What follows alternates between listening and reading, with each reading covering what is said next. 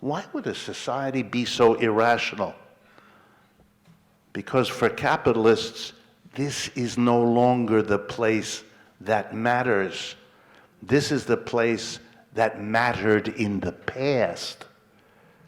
I have been at meetings where university officials go to try to convince corporations to endow a chair to give money to the university.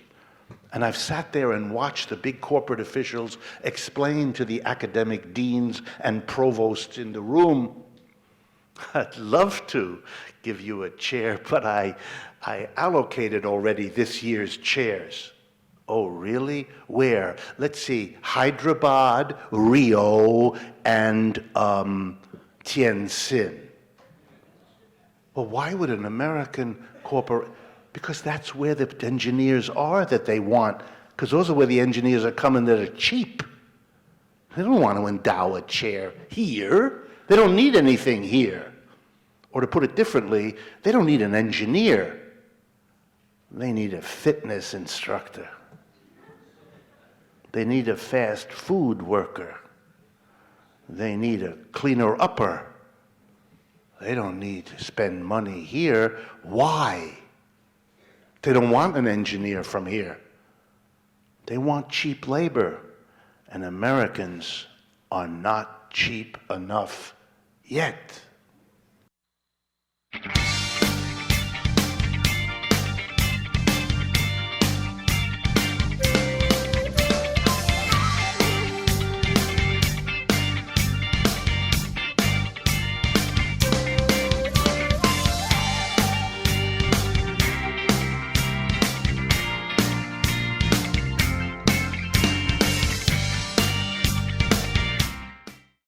I'm Dan Nowman Niswander. Great speakers open their hearts and open their minds before they open their mouths. Richard Wolff is an economist. He's a visiting professor in the graduate program in international affairs at the New School University in New York City. He's also professor emeritus at the University of Massachusetts in Amherst. He's the author of books such as Democracy at Work, A Cure for Capitalism. He has a regular column in truthout.org, and he's the host of the radio show Economic Update. He spoke at the Musicians Union in Hollywood on the subject of economic crisis and system decline and what we can do. Ladies and gentlemen, scholars and students, Professor Richard Wolff. Why do they not care about the decline of public education? What are they doing? Because this is not where the work is going to come from. I go to meetings, I learn about how the United States is now a mature economy. Oh, watch out when that adjective gets thrown at you. It's never a good sign. A mature economy means one that isn't growing anymore. So corporations are being advised, focus on the world, the parts of the world that are growing, where your market will expand, where you can participate in growth and therefore see rising profits and do well. And the United States isn't that place. Uh-oh. Then why pay taxes here? To enable the government to do what? Work real hard to take care of a population you don't care about. It's not your future. It's over. We are living in a period of American history that is very strange. It's over, but we are all, even those of us in this room, engaged in a massive process of denial. Nor is it surprising.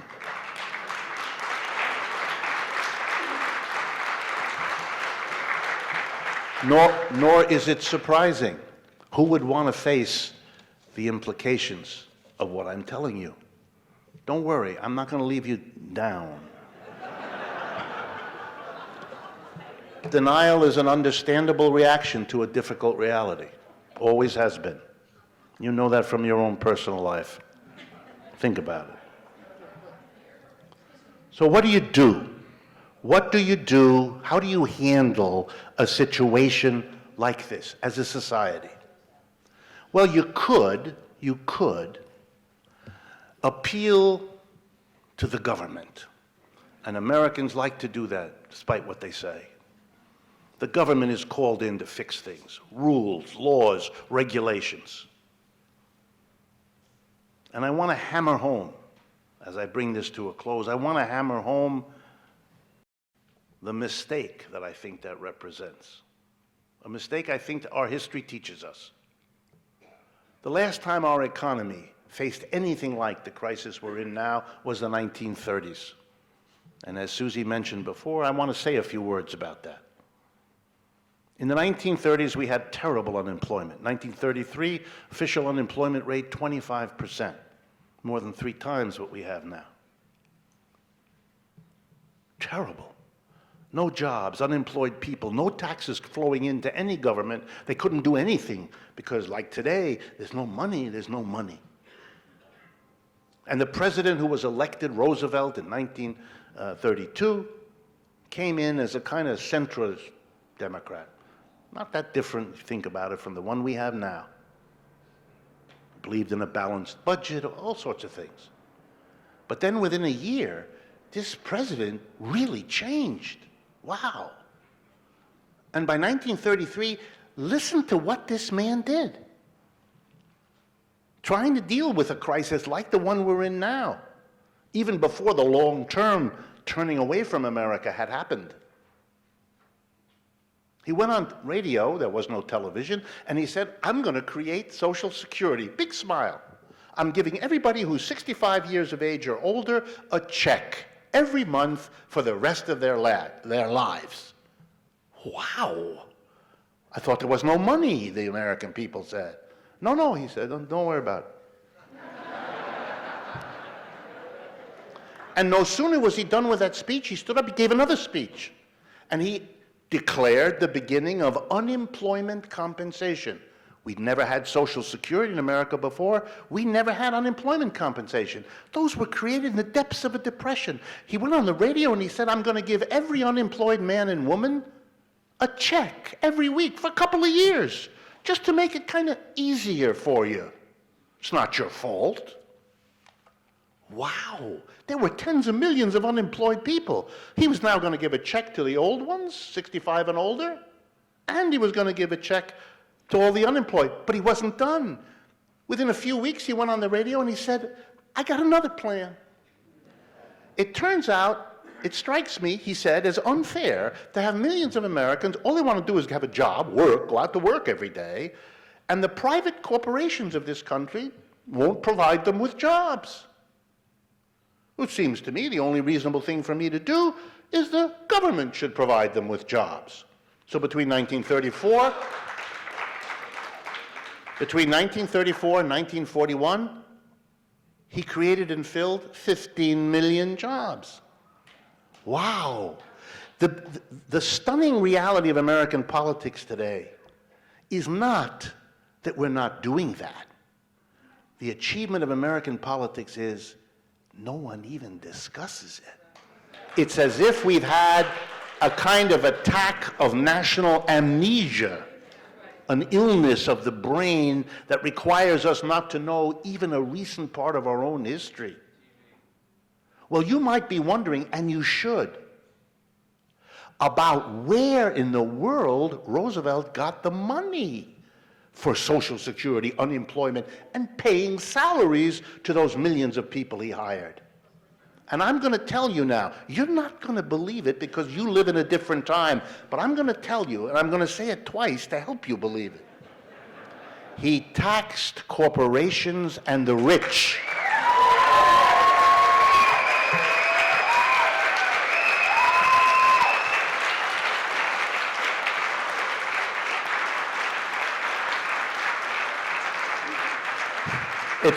It's interesting. We in New York think that what just happened here can't happen in a place called Southern California. So I'll take back a report that you had that reaction. So I'll say it again. He taxed corporations and the rich.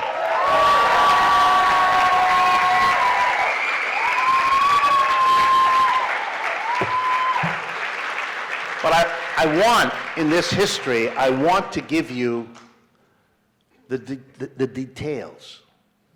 In 1943 and 44, the President of the United States at that time, and we're in war, that's the Second World War, we're in war at that time, sent the following message to the Congress of the United States.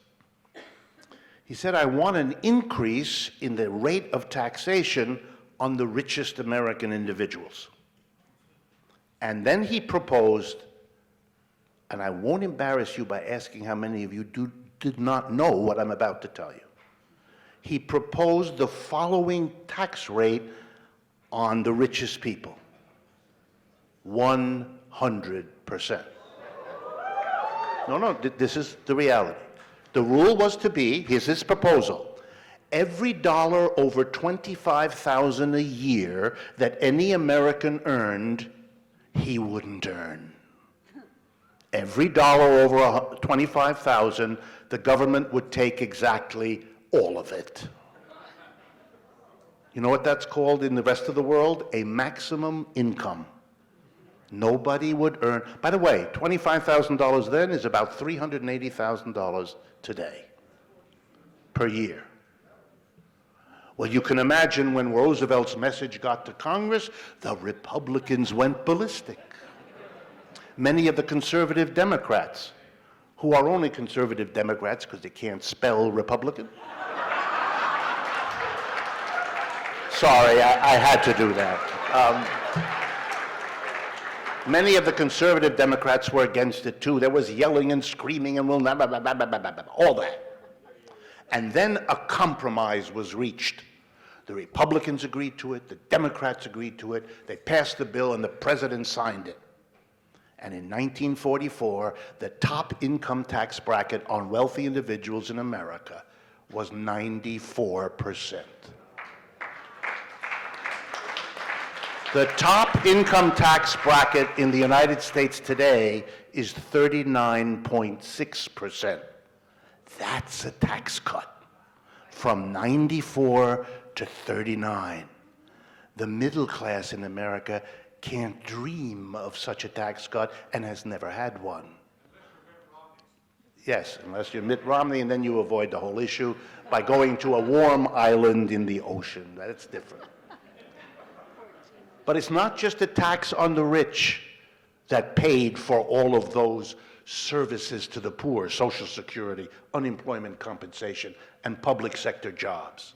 It was also a tax on corporations. So here's one little statistic. If you're a professor of economics like me, you live your life with a lot of statistics. Makes it kind of dull, but you know things. You know things. In 1945, the federal government, as it does today, relied overwhelmingly on the income tax to get its revenue. Income tax on individuals, your wages, your salary, and income tax on corporations on their profits. So in 1945, for every dollar that the federal government got by taxing individuals, it got $1.50 by taxing corporations. That is, taken together, corporations gave the government 50% more than individuals did.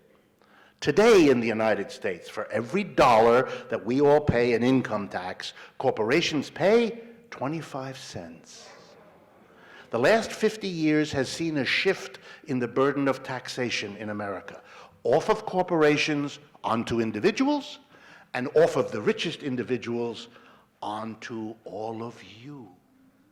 So on behalf of America's corporations and wealthy individuals, I want to say to everyone in this room, thank you. How kind of you. You all seem to be willing to believe that the issue is high taxes or low taxes. It isn't. The issue is who pays the taxes. They don't. You do. And if you understand that, you'll change the politics. But this is not the reason for the history. The reason for the history is, why did that happen, and what was the mistake they made? Was this Roosevelt who made this happen? Not at all. He just announced it.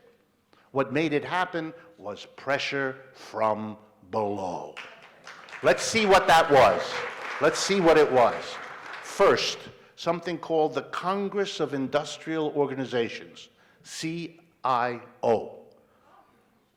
In the 1930s, we had the greatest union organizing drive in the history of the United States. We never had anything like that before, and we've never had anything like that since. Millions of Americans who had never been in a trade union got together, joined the unions, because they believed it was their best chance to survive the worst depression capitalism had ever seen. Millions joined. We also had a powerful communist party, and we had two powerful socialist parties. And the communist parties and the socialist parties and the CIO, led at that time by the mine workers leader, John L. Lewis, worked together. And they went to Mr. Roosevelt as president, very politely, and they said, look, Mr. Roosevelt, we got these millions and millions of people that we've organized as union, socialist, communist, all that. And you got to do something for us. Because those of us that are unionists are telling you we're suffering terribly and no one's helping us. And those communists over there, they keep saying that if something doesn't happen, then we're going to do in America what those people over in Russia did, and that's scary. And they said that to Roosevelt, and Roosevelt was an astute politician. He knew they meant it because he could see what was going on. They had the millions of people. So he convened a meeting of rich people and corporations. You know, he comes from that background personally. His family is an elite family. And he told them, he basically said to them, look, I got to do something for the mass of people. It's going to cost an enormous amount of money. You're going to give it to me. Because if you don't, you're going to lose it all. So you better give me some, because that's your only hope. Look every day in the street. You see those communists marching down, talking about Russia? Do you want to lose it all? He split them. He didn't win them all over, not by a long shot. He split the corporate leaders, and he split the rich. Half went with him, and half formed the Republican Party backbone. Okay? But the half was enough, so he could get those things through. But he demanded something in exchange from the unions, the communists, and the socialists. And the majority of all those groups agreed. I'm going to give you the best help for the mass of people you could imagine. Social Security, unemployment, what I went through with you. But you've got to stop talking revolutionary babble. I don't want to hear that anymore. We're not going to do that. Not in Russia. Blah, blah. Stop all that. If you shut that down, I'll give you Social Security. I'll give you jobs. I'll give you what you want. That deal was struck. That deal was done. The masses got a program. What's the lesson here? Two lessons. One, you want a different outcome to a period of economic hard times, you got to build organizations from below. You count on the political structure, you will get exactly nothing. Okay? That's first lesson. But even more important is the second lesson. If you don't, here we go now, change the organization of the enterprise, if you don't radically alter the capitalist enterprise, everything you do can and will be undone. See, what happened was you left in place the heads of all the corporations. You left in place the organization of the major shareholders, the board of directors, the whole apparatus that we began today with. You left them in place, which meant you left in place the people, the boards of directors and major shareholders, with every incentive to evade these rules and regulations. You put a high tax, we'll go to the Bahamas. You impose a rule, we'll move in a way you can't. We'll go to work to evade whatever rules and regulations you pass. When we're strong enough, we'll go and weaken them. And when we're really strong, we will repeal them. One example, in the midst of the Great Depression, Americans understood, as we have learned again, that one of the causes of a Great Depression is the behavior of the major banks in your society. So angry were Americans in the 1930s, almost as angry as polls suggest they are today, that a bill was passed called the Glass-Steagall Act, the Banking Act of 1933 and 34. The details aren't important. It creates a wall between investment banking and commercial banking so that deposits we all put in the bank cannot be invested in a risky way so we don't get them back. That bill became the law. The minute it became the law, all the big banks, Bank of America, Citibank, Chase Manhattan, all the rest, went to work to evade it, and that took 25 years of successful evasion. Then they got stronger and weakened it. And then in the 1990s, they were finally strong enough, they got together and they repealed it. And they sent a bill to Congress to eliminate the Glass-Steagall Act. And in 1999, the President of the United States signed the repeal. President Bill Clinton. Okay, he signed the repeal, 1999. 8 years later, economy collapsed and the banks let us into it. What a joke. But the joke's on us. The first time you react to a capitalist crisis by rules and regulations, shame on them for undoing it. But if all we do is react to the next crisis by another set of rules, then it's shame on us. We haven't learned anything.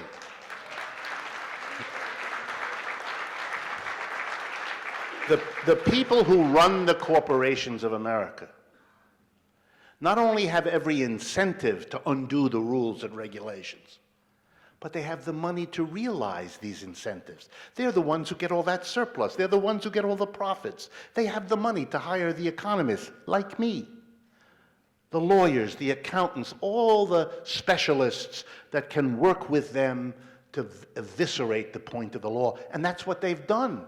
Here we are in the second biggest crisis. We're not establishing Social Security, we're cutting it. We're not extending unemployment benefits, we just finished cutting them off. And we don't even discuss a public employment program. Wow. It's all been undone. So here was the mistake. You cannot solve the contradictions, the catastrophes, the crises of capitalism. You cannot undo the abandonment of North America, Western Europe, and Japan in the way I described, unless you deal with the organization of the enterprise. Who makes the decisions for what purposes about the daily functioning of an enterprise? If you don't deal with that, then the people who are in charge, the major shareholders and the boards of directors, will move out of the country, will undo the federal rules and regulations, and keep producing crises the way capitalism always has. Capitalism has been dominant for 250 years. It has never solved economic crisis. Roosevelt made speech after speech at which he said, my policies will not only get us out of the Great Depression, but they will make sure that no future downturn like this will afflict our children. That was a promise he made, but he could not keep.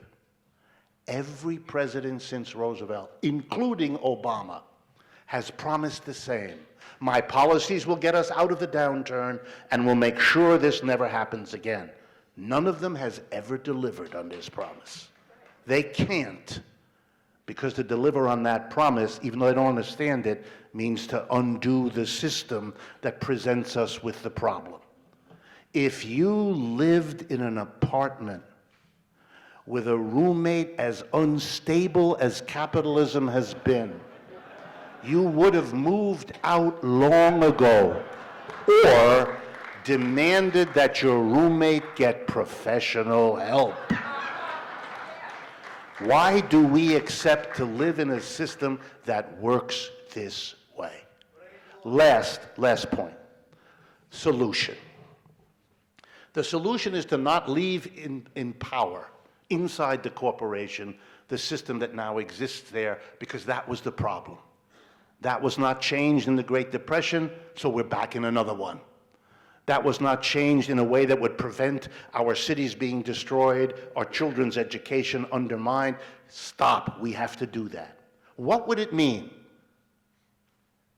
The best way to describe it, slogan that I use, democratize the enterprise. Finally bring to the enterprise the commitment to democracy we're supposed to be committed to in this country. The factories, the offices, and the stores can and should be run collectively and democratically by the people who work there.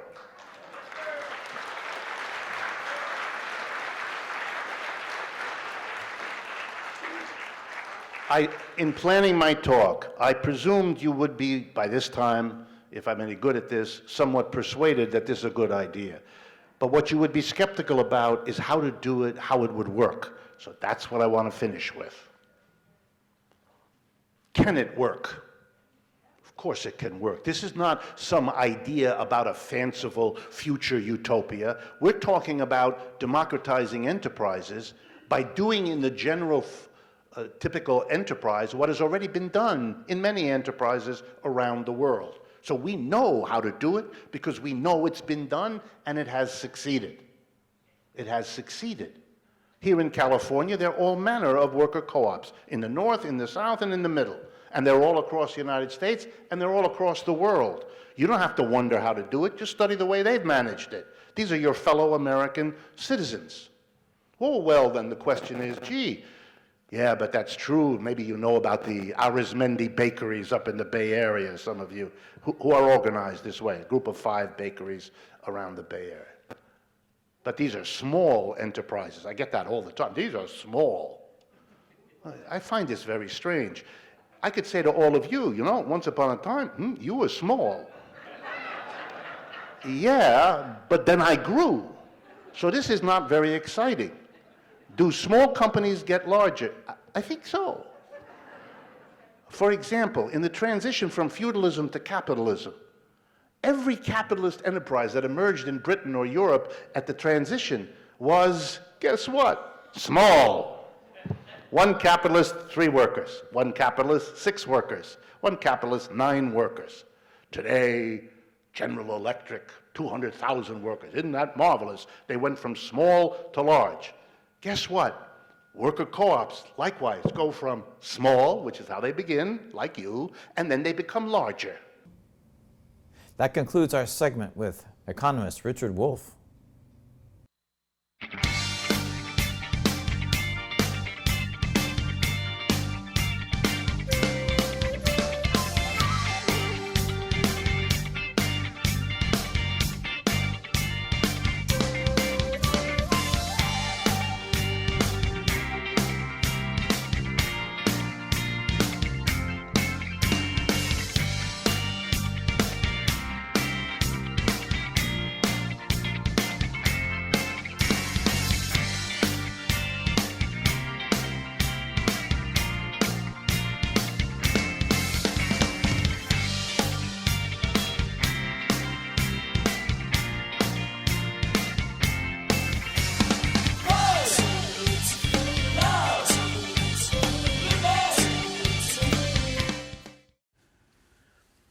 Since 1995, the top 1% have captured nearly 20 times more of the global wealth than the bottom 50% of humanity.